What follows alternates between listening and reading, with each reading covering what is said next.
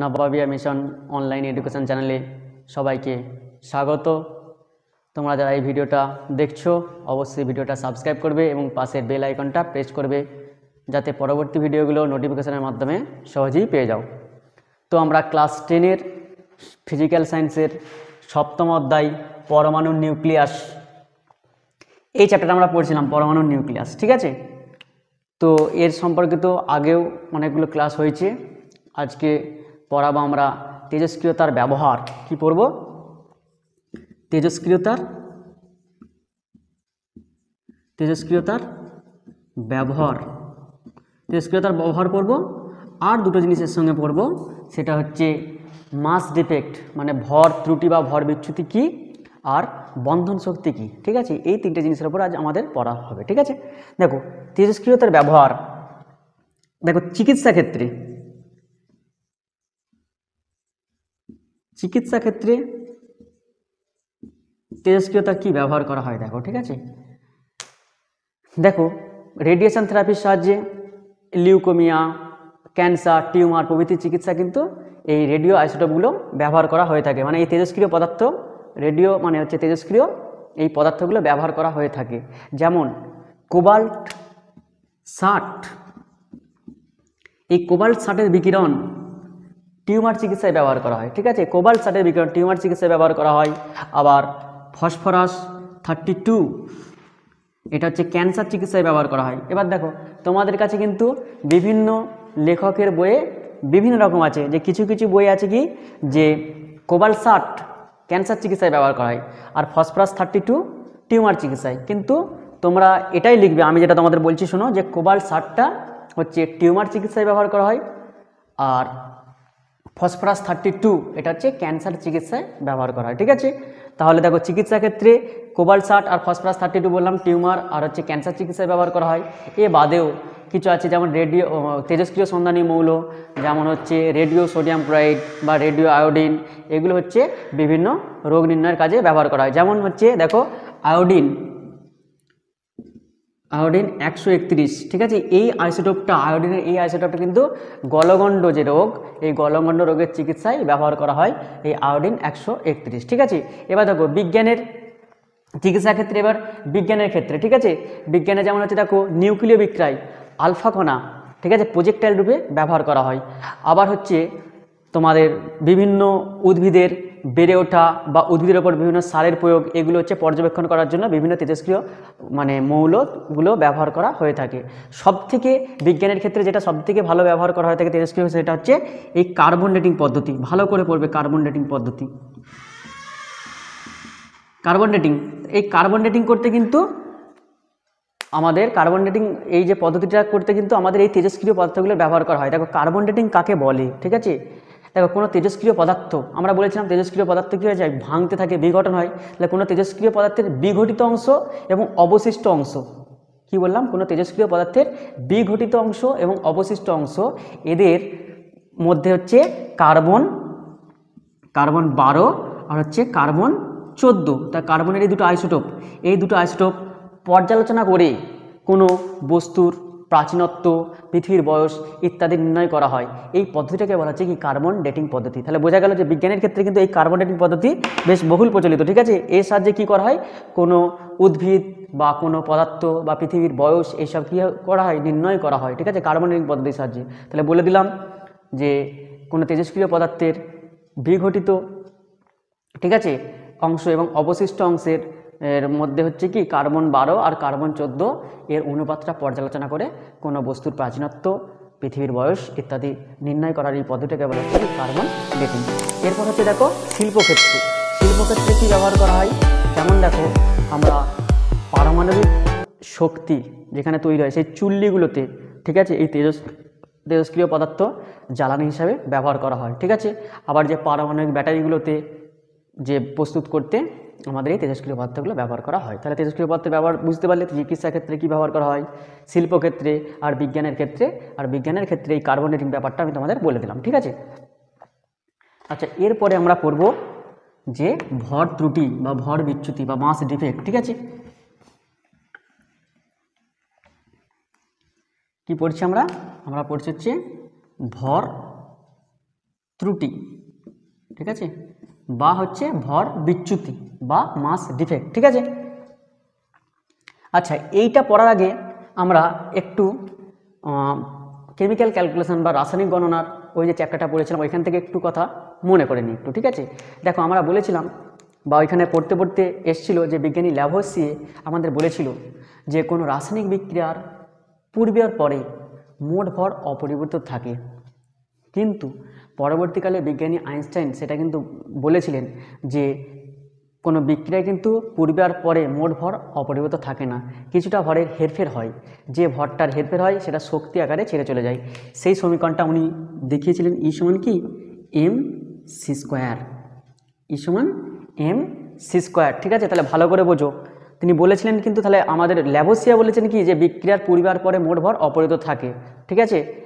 কিন্তু যেহেতু রাসায়নিক বিক্রিয়া অল্প স্বল্প এলিমেন্ট মানে তোমার হচ্ছে কি অল্প স্বল্প জিনিসপত্র নিয়ে বা বিক্রিয়ক নিয়ে কাজ করা হয়, ওই জন্য এখানে ভরের হেরফের হয়, কিন্তু খুব সামান্য ভরের হেরফের হয় বলে বুঝতে পারা যায় না। ওই জন্য ল্যাভোসিয়া বলেছিলেন কি কোনো রাসায়নিক বিক্রিয়ার পূর্বে আর পরে মোট ভর কি থাকে অপরিবর্তিত থাকে, কিন্তু বিজ্ঞানী আইনস্টাইন দেখেছিল না, ভরের হেরফের হয়, যে ভরটার পার্থক্য হয় সেটাই হচ্ছে কি শক্তি আকারে বেরিয়ে যায়। সেটা কি শক্তি, এই ই সমান এম সি স্কোয়ার। এই সূত্র অনুযায়ী আমরা বলতে পারি যে শক্তি ভরে বা ভর শক্তিতে রূপান্তরিত হয়, ঠিক আছে। তো এই যে ই সমান এম সি স্কোয়ার, তাহলে শক্তি কি হচ্ছে ভরে, আবার এখানে ভর হচ্ছে কি শক্তিতে রূপান্তর হতে পারে, সেটা হচ্ছে আইনস্টাইন দেখিয়েছিলেন। দেখো এই ভরের বিচ্যুতি এই ব্যাপারটা পড়তে গেলে তাহলে তোমাকে এই সমীকরণটা একটু জানতে হবে যে যেটা ভরের বিচ্যুতি হয় সেটা হচ্ছে শক্তি আকারে আমরা পেয়ে যাই, বোঝা গেল। আচ্ছা, এবার এইখানটা ভর ত্রুটি পড়ার আগে আরেকটু আমাদের জানতে হবে যে বিভিন্ন এককগুলো জানতে হবে। যেমন দেখো ভরের একক, ভরের একক, ঠিক আছে। এসআই একক কি জানো বলো তুমি? এসআই একক হচ্ছে কেজি, এসআই একক কেজি, ঠিক আছে। আর সিজিএস একক হচ্ছে গ্রাম। দেখো ভরের আমরা দুটো একক জেনে এসেছি, এক হচ্ছে এসআই একক হচ্ছে কেজি আর সিজিএস একক হচ্ছে গ্রাম।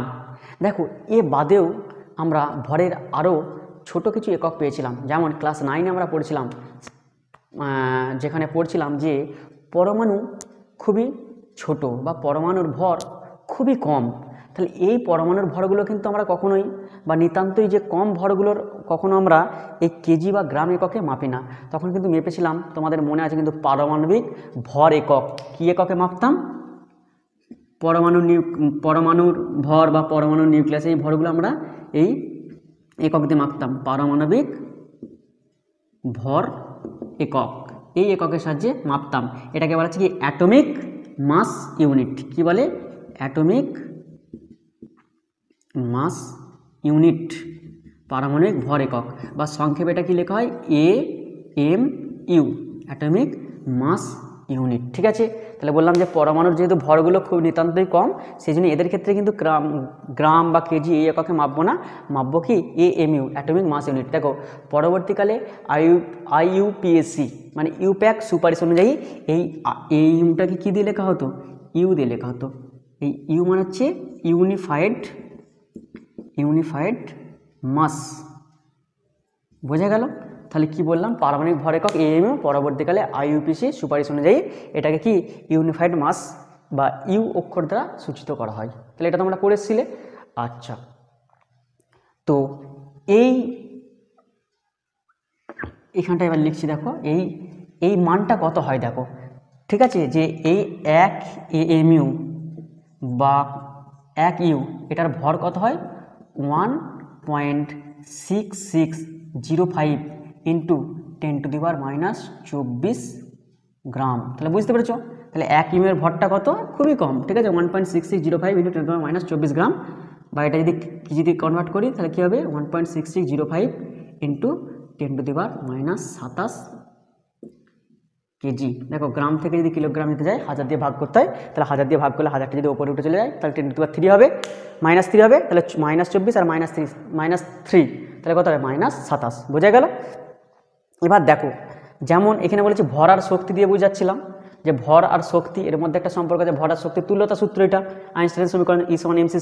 তাহলে শক্তির আমরা একক পেয়েছি, কি পেয়েছি বলতো? শক্তির একক, শক্তির একক আমরা পেয়েছি যে এসআই পদ্ধতিতে শক্তি, ঠিক আছে, শক্তির একক, শক্তির একক, ঠিক আছে, এসআই পদ্ধতিতে শক্তির একক হচ্ছে জুল, এসআই পদ্ধতিতে শক্তির একক জুল, আর সিজিএসে হচ্ছে আর্গ, আর্গ। কিন্তু এখানে শক্তির এককটাকে আমরা জুল বা আর্গ দিয়ে বোঝাবো না। যেমন এটার ক্ষেত্রে বললাম কি, ভরের ক্ষেত্রে পারমাণবিক ভর একক অ্যাটমিক মাস ইউনিট বা এএমইউ দিয়ে বোঝাই। ঠিক বলেছিলাম যে এক এএমইউ যা সেটাই এক ইউ, আইপিসি সুপারিশ অনুযায়ী এএমইউটাকে ইউ দিয়ে সূচিত করা হলো, তার ভরটা এটা বললাম। ঠিক একই রকমভাবে এইখানে কিন্তু শক্তিটা যেমন এসআই পদ্ধতিতে শক্তির একক হচ্ছে জুল, যে লিখেছি জুল, আর যে হচ্ছে জুল, আর হচ্ছে সিজিএস পদ্ধতিতে শক্তির একক হচ্ছে আর্গ। তাহলে এগুলো জুল বা আর্গ দিয়ে এখানে শক্তির এককটা আমরা লিখবো না, কি দিয়ে লিখবো? ইভি। কি বললাম? ইভি। ইভি মানে হচ্ছে কি ইলেকট্রন, ইলেকট্রন ভোল্ট, বোঝা গেল? তাহলে আমরা এটাকে কি দিয়ে লিখবো? ইভি মানে হচ্ছে ইলেকট্রন ভোল্ট, বোঝা গেল? তাহলে শক্তির একক আমরা একটা পেলাম কি, যে ইভি পেলাম। এখানে যেমন ভরের একক কি পেলাম? এএমইউ বা ইউ, আর এখানে শক্তির একটা আলাদা একক পেলাম ইভি, ইলেকট্রন ভোল্ট, ঠিক আছে। এবার দেখো এটা মুছছি, এবার এক ইলেকট্রন ভোল্ট সমান ব্যাপারটা কি জেনে নাও। তাহলে দেখো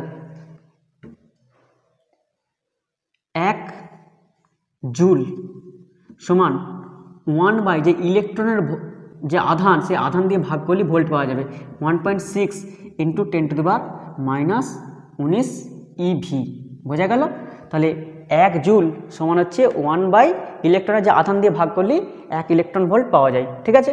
তাহলে এবার কি পাই যদি বলি, তাহলে এখানে দেখো 1 ইভি, 1 ইভি সমান কী পাবে বলো দেখি?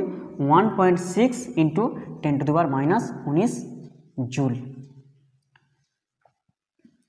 বোঝা গেল? তাহলে 1 ইভি সমান কত পেলাম? 1.6 × 10⁻⁻19 জুল, ঠিক আছে। আচ্ছা এবার বলছি দেখো 1 এমইভি, দেখো মেগা ইলেকট্রোভোল্ট, মেগা, তাহলে মেগা আমরা পড়েছি তো, ন্যানো আমরা পড়েছি, ন্যানো, অ্যামস্ট্রং, আচ্ছা, আর হচ্ছে পিকো, গিগা, ঠিক আছে, সেরকম ন্যানো, মেগা এইসব পড়ছি। তাহলে দেখো 1 মেগাভোল্ট সমান কিন্তু 10⁶ ইলেকট্রন ভোল্ট, তাহলে বুঝতে পেরেছো? তাহলে 1 মেগাভোল্ট সমান হচ্ছে কি 10⁶ ইলেকট্রন ভোল্ট। তাহলে দেখো, তাহলে 1 এইখান থেকে যদি বলি মেগা ইলেকট্রোভোল্ট সমান কত হবে বলো দেখি? 10⁶ ইভি হবে। দেখো মেগা থেকে যদি আমরা ইলেকট্রন ভোল্টে যাচ্ছি, তাহলে মেগা ইলেকট্রন ভোল্ট সমান হচ্ছে 10⁶ বলেছি 1 মেগা। সেরকম হচ্ছে আমরা যদি ন্যানো বলি তাহলে 10⁹ হবে, ঠিক আছে। অ্যামস্ট্রং বললে 10⁻10, তাহলে এইগুলো আমরা করে এসেছি। আচ্ছা এরকম তাহলে সমান আমরা লিখতে পারি যে 10⁶ × 1.6 × 10⁻⁻19 জুল। তাহলে দেখো মেগা ইলেকট্রোভোল্টকে জুলে, আমি মেগা ইলেকট্রন ভোল্টকে জুলে কনভার্ট করছি, তাহলে এটা কী হবে? 1.6 × 10⁻⁻13 জুল। দেখো 19 থেকে 6 বাদ দিলে কত হবে? 13 হবে। তাহলে বুঝতে পেরেছো? তাহলে 1 মেগা ইলেকট্রোভোল্ট সমান কত পেলাম? 1.6 × 10⁻13 জুল, ঠিক আছে। আচ্ছা এবার আর একটা দেখো বলছি যে এই যে ভর 1 ইউ পেলে, ভর আর শক্তির যেহেতু আমি ই সমান কী পড়ছিলাম? ই সমান কী পড়ছিলাম? ই সমান mc² পড়ছিলাম। তাহলে ভর আর শক্তির একটা তুল্যতা সূত্র যখন পড়ছিলাম, তাহলে ভর যখন শক্তিতে রূপান্তরিত হয় তাহলে কী পরিমাণ শক্তি হয় দেখো, মানে 1 ইউ বা 1 ইউনিফাইড মাস যদি আমার শক্তিতে রূপান্তরিত হয়, তাহলে শক্তিতে কত রূপান্তরিত হয়? 931 MeV, বুঝতে পেরেছো? তাহলে কি বললাম? 1 ইউ কোনো ভর যদি শক্তিতে রূপান্তরিত হয় তাহলে সেটা কত শক্তিতে রূপান্তরিত হয়? 931 MeV, মানে কত?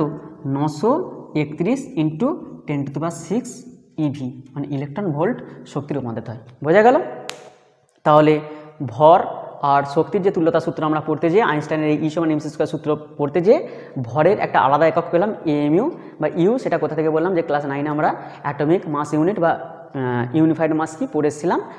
সেটাই আমি দেখালাম যে, এবং 1 ইউ এর মানটা কথাই বলেছিলাম 1.6605 × 10⁻⁻24 গ্রাম বা 10⁻⁻27 কিলোগ্রাম, ওটা বলে এসেছি। তো আবার শক্তি বোঝালাম যে শক্তির জুল আর ছাড়াও আর একটা একক হয়, সেটা হচ্ছে ভোল্ট, এবং ভোল্টের সঙ্গে ভোল্ট নয়, ইলেকট্রন ভোল্ট।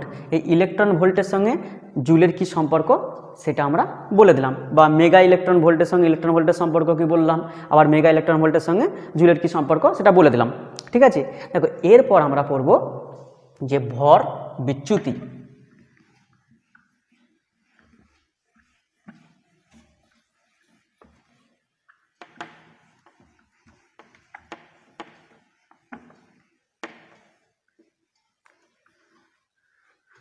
কি পড়ব সেটা হচ্ছে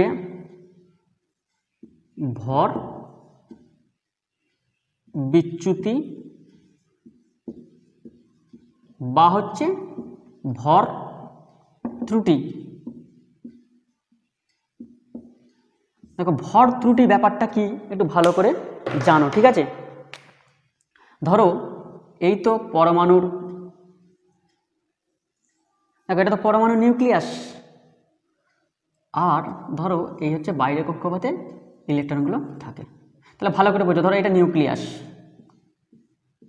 তাহলে এটা হচ্ছে প্রোটন আর এটা হচ্ছে নিউট্রন। দেখো প্রোটন হচ্ছে পজিটিভ চার্জ, নিউট্রন হচ্ছে নেগেটিভ চার্জ। তাহলে দেখো একটা নিউক্লিয়াস, পরমাণু নিউক্লিয়াস কী হয়, শুধুমাত্র প্রোটন আর নিউট্রন দিয়ে তৈরি। আর বাইরের এই কক্ষপথে কোনগুলো থাকে, বাইরের এই কক্ষপথে ইলেকট্রন থাকে, বাইরের কক্ষপথে কী থাকে, ইলেকট্রনগুলো থাকে। ঠিক আছে, তাহলে পরমাণু নিউক্লিয়াসের মধ্যে থাকে প্রোটন আর নিউট্রন।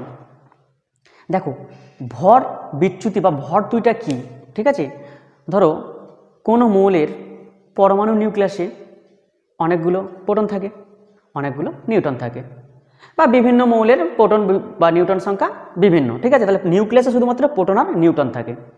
তাহলে এই প্রোটন আর নিউট্রনগুলো মিলেই তৈরি হয়েছে নিউক্লিয়াস। তাহলে দেখো এই প্রোটন আর নিউট্রন এদের টোটাল মানে এদের একত্রে এই নিউক্লিয়াসটা, ধর এর ভর পেলাম এম। কি ভর পেলাম? এম, শুধুমাত্র নিউক্লিয়াসটার ভর এম। ঠিক আছে, আর এই নিউক্লিয়াসের মধ্যে থাকা প্রোটন আর নিউট্রনগুলোর ইন্ডিভিজুয়ালি মানে আলাদা আলাদা যদি আমরা ওজন করি, ওজন করে যে ভর পাবো, তাদের ভরটা আর এই নিউক্লিয়াসের ভর যা হবে, এই নিউক্লিয়াসের মধ্যে প্রোটন আর নিউট্রন মিলে যে ভর, তাদের যোগফলের যে ভর, সেই ভরটা কিছুটা বেশি হয়, নিউক্লিয়াসের ভরটা কিছুটা কম হয়। যে পরিমাণ ভরটা কম হয় সেটাকেই বলা হচ্ছে কি ভর ত্রুটি বা ভর বিচ্যুতি। একটু ভালো করে বোঝো। আবার দেখো, ধরো এই নিউক্লিয়াসটাকে, পুরো নিউক্লিয়াসটাকে ওজন করলাম, ধরো এর ভর পেলাম এম। ঠিক আছে, আর ধরো এইখানে ধরো প্রোটন আছে 12টা প্রোটন আছে, ধরো 12টা প্রোটন, আর এখানে ধরো 12টা নিউট্রন আছে। তাহলে কটা প্রোটন? 12টা প্রোটন আর 12টা নিউট্রন। তাহলে তোমরা ভালো করে বোঝো, হ্যাঁ, বড় এই নিউক্লিয়াস, এই ধরো এই পুরো নিউক্লিয়াসটার ভর এম হলো, ক্যাপিটাল এম ভর। তাহলে এই নিউক্লিয়াসের মধ্যে প্রোটন আছে 12টা, তাহলে এক একটা প্রোটনের ভর নির্দিষ্ট আছে, তাহলে 12টা প্রোটনের একটা ভর পাবো। আবার 12টা যে নিউট্রন আছে, সেই নিউট্রনের এক একটা নিউট্রনের একটা করে ভর আছে, তাহলে 12টা নিউট্রন একটা ভর পাবো। তাহলে 12টা প্রোটনের যে ভর, তার সঙ্গে যদি 12টা নিউট্রনের ভর আমরা যোগ করি, তাহলে যে ভরটা হবে সেই ভরটাই তো ক্যাপিটাল এম এর সঙ্গে সমান হওয়া উচিত। মানে আমি বোঝাচ্ছি যে এইখানে ওই 12টা যে প্রোটন প্লাস হচ্ছে যে 12টা নিউট্রন, এদের যে ভর, দেখো এদের ভরটার সঙ্গে এমটা সমান হওয়া উচিত, সমান হওয়া উচিত, কিন্তু সমান হয় না। এই 12টা প্রোটন আর 12টা নিউট্রনের ভরের থেকে এই নিউক্লিয়াসের ভরটা কিছুটা কম হয়। যে পরিমাণ কম হয় যা পরিমাণ ঘাটতি হয় সেটাকেই বলা হচ্ছে কি ভর ত্রুটি বা ভর বিচ্যুতি। বোঝা গেল কথা পরিষ্কার? দেখো আমি ধরো আরেকটু ধরো লিখছি যে ধরো নিউক্লিয়াসের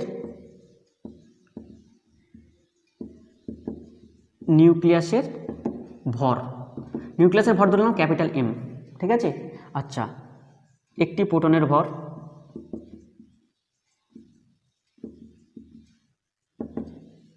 একটি প্রোটনের ভর কত? ধরো এমপি, স্মল এমপি মানে এমপি মানে হচ্ছে প্রোটনের ভর, আর হচ্ছে একটি নিউটনের ভর।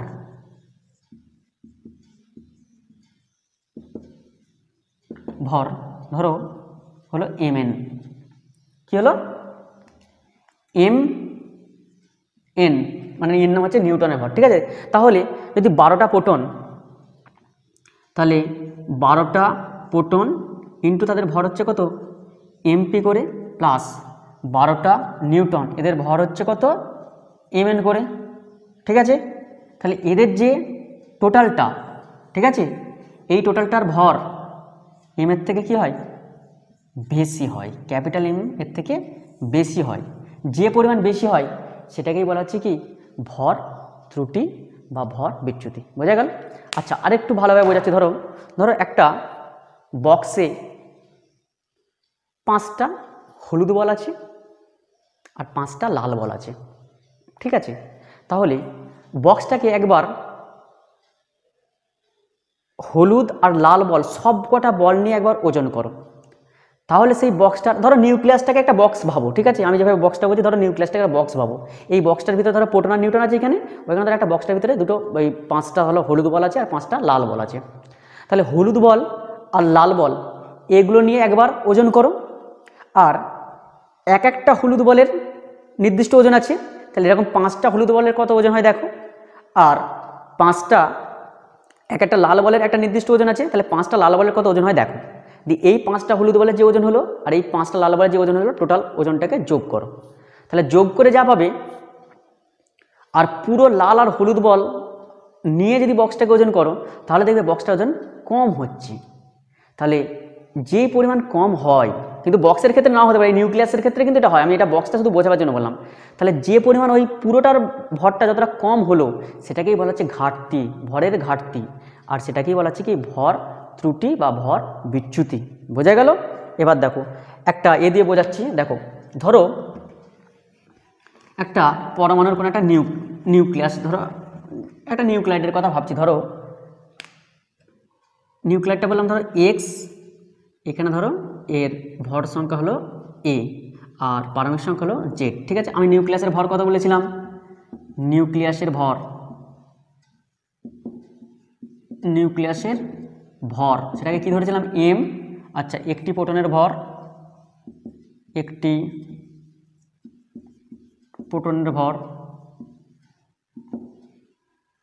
একটি প্রোটনের ভর কত ধরেছিলাম এমপি, আর একটি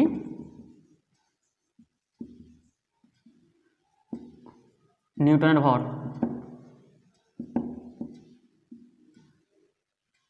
mn। ঠিক আছে, আর ধরো এই যে এটা, ঠিক আছে, এই একটা আইসোটোপ, ঠিক আছে, কোন একটা মৌলের আইসোটোপ বা নিউক্লাইডটা, ধরো এইখানে প্রোটন সংখ্যা কত, প্রোটন সংখ্যা হচ্ছে জেড। এই যে পারমাণবিক সংখ্যা আছে প্রোটন সংখ্যা, আর এই নিউটন সংখ্যা কত,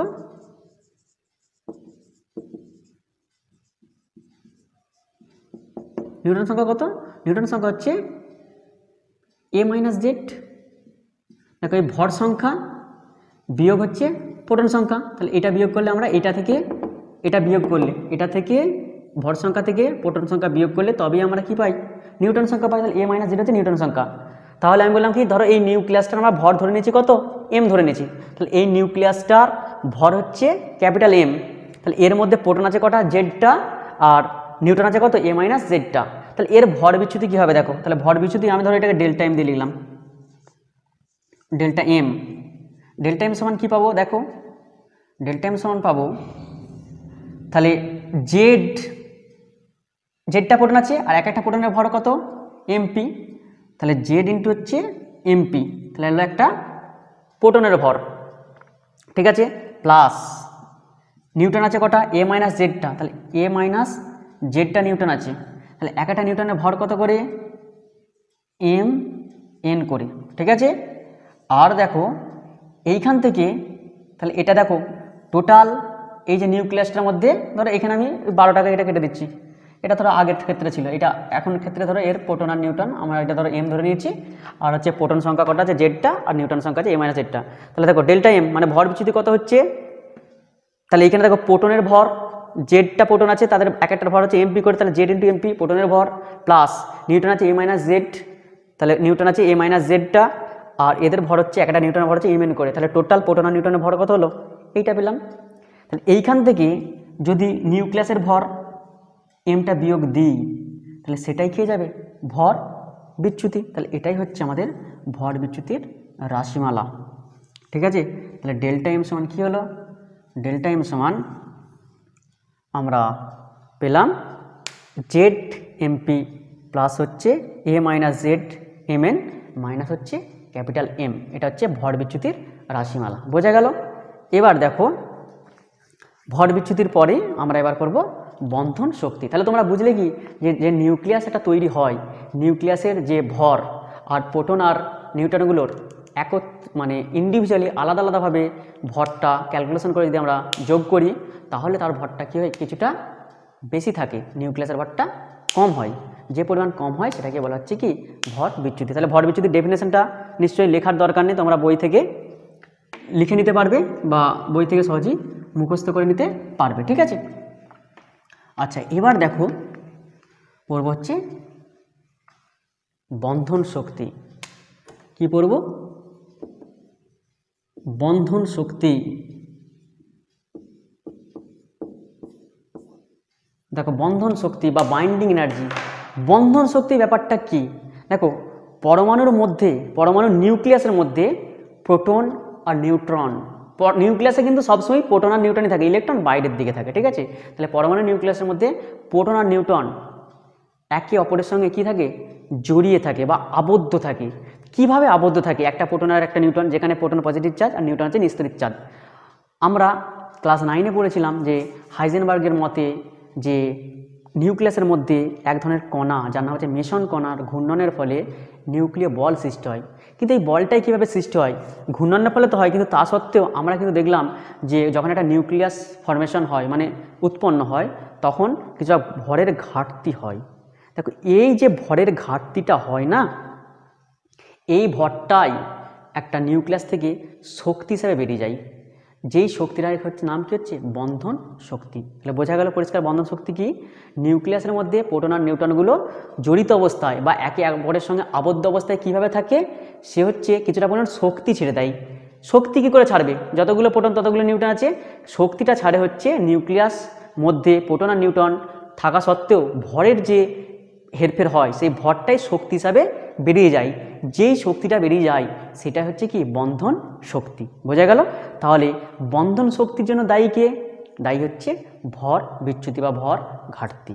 বোঝা গেল? তাহলে বন্ধন শক্তি কীভাবে উৎপন্ন হয়, তাহলে তোমরা পড়ে, আমি বললাম যে ভর ত্রুটি ব্যাপারটা কি। তাহলে দেখো এই নিউক্লিয়াসের মধ্যে কি থাকে, প্রোটন আর নিউট্রন থাকে, তাহলে প্রোটন আর নিউট্রনের নিউক্লিয়াসের যে ভরটা পায় কিছুটা কম পায়।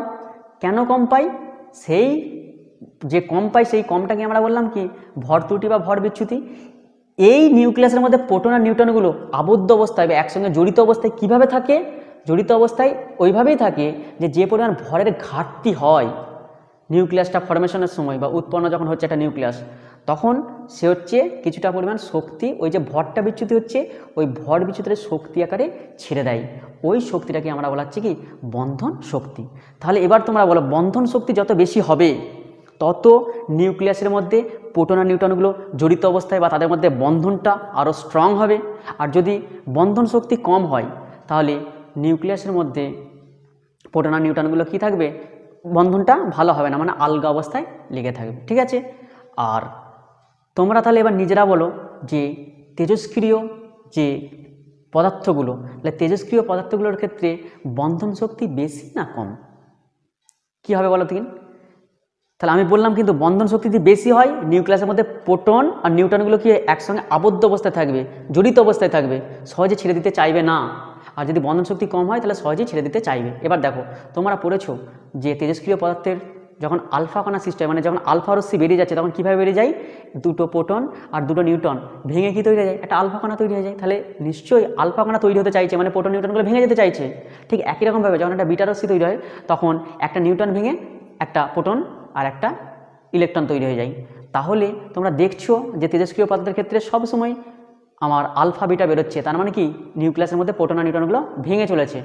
তাহলে প্রোটন আর নিউট্রন যদি ভেঙে যায় তাহলে নিশ্চয়ই এদের বন্ধন শক্তি কম বলেই ভেঙে যাচ্ছে। তাহলে ফাইনালি কী পেলাম, তেজস্ক্রিয় পদার্থগুলোর ক্ষেত্রে কি বন্ধন শক্তি খুবই কম। ঠিক আছে, এবার দেখো বন্ধন শক্তি তাহলে কীভাবে পাবো, আমি বলছি যে ই সমান এমসি স্কোয়ার, আইনস্টাইনের সেই সূত্র। তাহলে ই সমান এমসি স্কোয়ার, এই যে পরিমাণ ভর ঘাটতি হয়, এই ভর ঘাটতি হয় সেটাই কী হিসাবে রূপান্তরিত হয়, শক্তি হিসাবে রূপান্তরিত হয় বললাম। তাহলে এইখানে যদি ডেল্টা ই মানে ধরো শক্তি যে রূপান্তরিত, এটাকে আমরা যদি বলি কি ডেল এম সি স্কোয়ার, এই ডেল এমটা কি ভর ঘাটতি, কী পরিমাণ শক্তি উৎপন্ন হচ্ছে সেটাকে ডেল ই দিয়ে লিখলাম, আর ভর ঘাটতি থেকে ডেল এম দিয়ে লিখলাম। তাহলে ডেল এম সি স্কোয়ার, আর এখানে ডেল এম সমান কী পেয়েছি, ডেল এম সমান এটা পেয়েছি। তাহলে এটাকে আমরা বসিয়ে দিচ্ছি। তাহলে বসিয়ে দিলে আমরা দেখো ডেল ই সমান কী পাচ্ছি, ডেল ই সমান কী পাচ্ছি, Z MP plus A minus Z M N minus হচ্ছে এম মাইনাস এম, এটাই হচ্ছে বন্ধন শক্তির রাশিমালা। তাহলে বোঝা গেল পরিষ্কার ভর ত্রুটি বা ভর বিচ্যুতি কী ব্যাপারটা বললাম, আর ভর বিচ্যুতির সঙ্গে বন্ধন শক্তির কী সম্পর্ক বললাম, যে নিউক্লিয়াসের মধ্যে যখন একটা নিউক্লিয়াস সৃষ্টি হলো তাহলে ওই নিউক্লিয়াসের মধ্যে প্রোটন আর নিউট্রনগুলোর মোট যে ভর, ওদের যে ইন্ডিভিজুয়ালি যদি ভর আমরা আলাদা ইন্ডিভিজুয়ালি যদি ভর মাপতাম সেক্ষেত্রে যে ভরটা পেতাম যখন নিউক্লিয়াস তৈরি হলো, তাহলে নিউক্লিয়াসের ভরটা কি হয়, কম হয়। যে পরিমাণ কম হলো সেটাকে আমরা বলি কি ভর বিচ্যুতি, আর এই ভর বিচ্যুতিটাই শক্তি আকারে বেরিয়ে যায়, যে শক্তিটাকে আমরা বললাম বন্ধন শক্তি। বোঝা গেল। আর আরেকটা বলেছিলাম যে এক যদি এক ইউনিফাইড মাস ভর বিচ্যুতি হয় তাহলে শক্তি উৎপন্ন হয় 931 এমইভি মেগা ইলেকট্রন ভোল্ট শক্তি উৎপন্ন হয়। বোঝা গেল। তাহলে যদি তোমার 5 ইউ হয় তাহলে কত হবে, 5 × 931 এমইভি, এত ইলেকট্রন ভোল্ট শক্তি উৎপন্ন হয়। ঠিক আছে, তাহলে আজকে ক্লাস এইখান পর্যন্ত হলো।